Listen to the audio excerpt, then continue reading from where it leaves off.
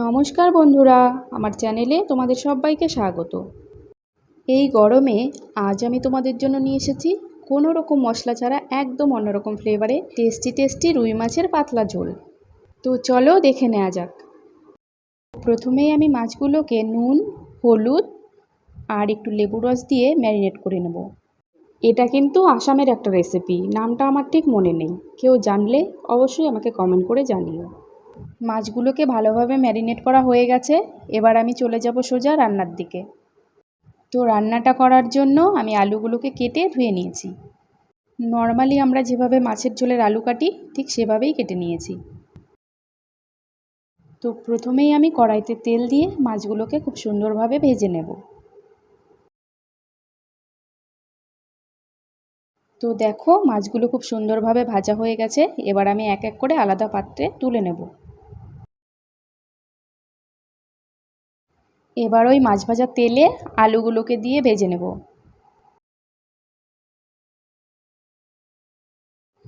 আলুগুলো এরকম লাল লাল করে ভেজে নিয়ে তুলে নিতে হবে। এবার চলে যাব মেন রান্নায়। ওই কড়াইয়ে আরও খানিকটা তেল দিয়ে ফোড়নের জন্য ব্যবহার করতে হবে 5 ফোড়ন। এই রান্নাটাতে আর অন্য কোনো রকম মশলা লাগবে না। এবার এতে দিয়ে দেব কয়েকটা কাঁচা লঙ্কা চেরা, আর দিতে হবে 2টো টমেটো। এই রেসিপিটা কিন্তু 5 ফোড়ন আর টমেটোর ফ্লেভারটাই আসবে।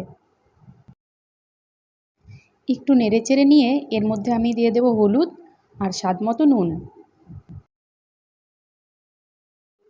নুন হলুদ দিয়ে খানিকক্ষণ নেড়েচেড়ে ভেজে নিয়ে এর মধ্যে আমি দিয়ে দেব আগে থেকে ভেজে রাখা আলুগুলো।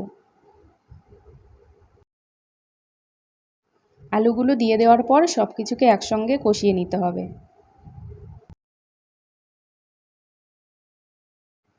এবারে আমি অ্যাড করে দেব পরিমাণ মতো জল। জলটা দিয়ে 5 থেকে 7 মিনিটের জন্য ফুটতে দেব।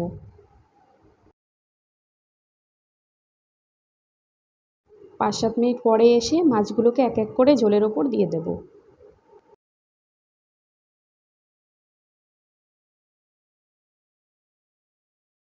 মাছটা দেওয়া হয়ে গেলে 3 থেকে 4 মিনিটের জন্য আবার ফুটতে দেব।